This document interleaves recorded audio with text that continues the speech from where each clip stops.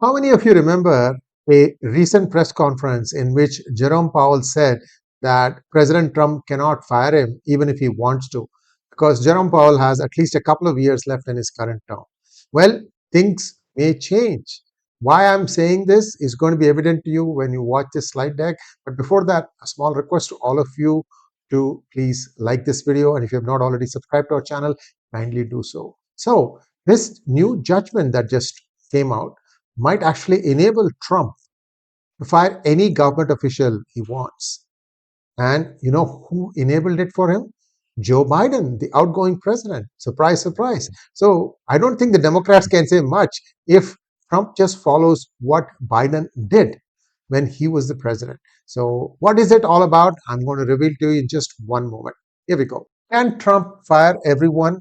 Well, the answer to this question will be revealed by the time you see this slide deck. Well, there was a White House press secretary, Sean Spicer, who worked for Donald Trump. What happened was that he was appointed by Trump, I think in his third year, and so he had spent, and this was a 3-year appointment, not just him, but 2 other individuals also, positions within the government which did not go with the Republican Party. In other words, there were government appointments and they should have continued when Biden administration came in. Who were the 3? I'm just going to reveal to you. So Sean Spicer was one of them. What he claimed was that Biden set precedent by firing him and 2 others from visitor boards of military academies, Navy, Air Force, and Army in 2021. So as soon as Biden came in, he fired them. Who were the 3? Sean Spicer, Kellyanne Conway, and Russ Vought. They were all removed despite having time left on their terms. Biden's justification for the firings is not detailed. I'm actually going to read the letter of dismissal of Sean Spicer and what happened after that. So this is a way that perhaps Trump can use and quote this precedent and say, well, I'm just doing what my predecessor did. So what exactly happened?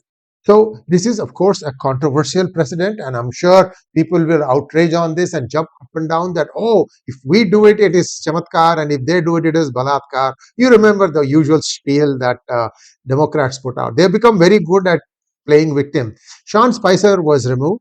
Kellyanne Conway, you see her picture, she was a former White House counselor, and Russ Vought, who was a former director of the Office of Management and Budget. I mean, Kellyanne Conway, you can say, okay, she was a little political, but the other 2 appointments were just appointments. I don't know why they had to be removed. Anyway, this is the letter Katherine Russell to Sean Michael Spicer. Dear Mr. Spicer, on behalf of President Biden, I am writing to request your resignation as a member of the Board of Visitors to the U.S. Naval Academy. Please submit your resignation to me by the close of business today. Should we not receive your resignation, your position with the board will be terminated effective 6 p.m. tonight. Thank you. What is there to thank in this? Anyway, I'm just finding it very, very funny. Sean Spicer and Russ Vought sued the Biden administration, arguing that their removal violated congressionally mandated terms for their position, because these were 3-year positions. The lawsuit was dismissed with the judge citing a Supreme Court's precedent. The power of removal from office is incident to the power of appointment unless explicitly stated otherwise in the position's terms. So in other words, if you are told that yours is a certain amount of years and that you cannot be fired for cause, something of that nature. I'm not a lawyer, so I'm just telling you words. So unless there is explicit verbiage in your appointment that essentially saves you from being fired, you can be fired. The court's decision confirmed that presidents have broad authority to fire appointees unless a specific provision restricts it. So Spicer now is interpreting this as a green light for Trump to dismiss Biden appointees and reshape the federal workforce. I mean, if this is true, man, do I have a list from the Department of State for President Trump? I'd like to see some real nasty pieces of work being frog marched out of their offices. Spicer emphasized that the lawsuit's goal was not personal reinstatement, but to establish the president's authority to remove appointees freely. See, this is where you can say, look, the law is settled. I don't like this person because, you don't even have to say any reason. Look at that letter, right? I'm just removing you. period. And if you don't submit your resignation, you are going to be fired at 6 p.m. So it's a very, very, effective way to get rid of a lot of dead wood.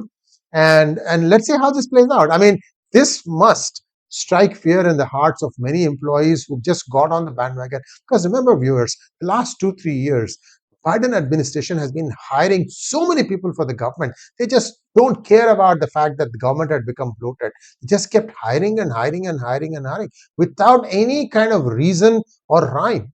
This was their way of implementing DEI. So a lot of people are going to be unhappy come January 20th. Now, the Biden administration's legal stance gives Trump justification, clean house on day one of a new administration. So this is Spicer's thoughts. I'm not saying that this could be easily implemented. It could still get challenged. We have to wait and see. You have to do it in a way that essentially makes sure that your side is watertight. Trump has announced plans to challenge the Social Security Administration's agreement with unions allowing remote work through 2029. This is the other thing. 40,000, if I remember correctly, Social Security Administration employees were allowed to work from home. There is no COVID now. Why should they not be appearing? As a matter of fact, if you go to any Social Security Administration office, you will see the place is overcrowded, and they really, really need hands manning some of these counters. So I don't know why Biden did this. There is a lot of things that Biden has done just to spite Trump administration, and actually he's spiting the American people. Let's not go about where he's going to end up after his current life ends. Now, Trump has said that all these people are going to be fired unless they show up for work. So we'll have to wait and see. In fact, they may be not needed also. So this is another point, because why are Social Security Administration people needed? When you have to house illegals, to take care of them, make sure their checks go on time, make sure their debit cards are set up right, blah, blah, blah, all sorts of stuff. Then if there is crime committed, how to make sure that it's just a mess, okay? It's just total mess, unwanted.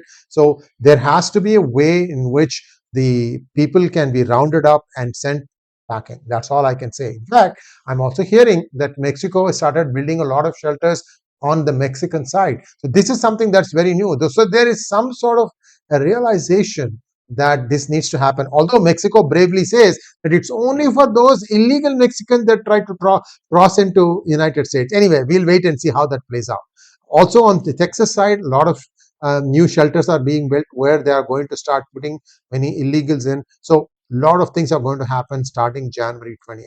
Now, the DOGE, of which Musk and Vivek Ramaswamy have been championing, so these two are taking an axe to try and take out as much dead wood as possible. And I'm afraid at the end of it, for example, Department of Education is under risk. All this critical race theory, all the critical caste theory that a certain lumpen wanted to promote, all these things will be just biting dust. They'll just hope that for 4 years they'll lie low and that these things can be revived. In fact, what I would also like to see is the Trump administration prevent any possibility of a repeat of what happened in the Biden administration, so that you cannot just arbitrarily hire thousands of workers for no rhyme or reason.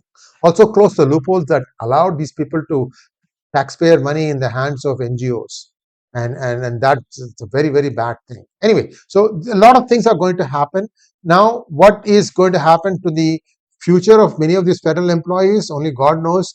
But I think it's a contract. You are getting paid to do your job. But somebody had gone in and created new jobs which were a self-created problem. What do you do then? That's the biggest question here. If the illegals are stopped, and also all of them are, not all, but at least a significant amount of them are repatriated back, then you wouldn't need so many people in the Social Security Administration. You wouldn't need a lot of people in many other places also. So that is the interesting conundrum. Where this is going to end is anybody's guess. I'm curious how this is going to be enacted by Donald Trump. Thanks for watching. Please like, share, and subscribe to our channel. Don't forget to click on the bell button for notifications. Namaskar.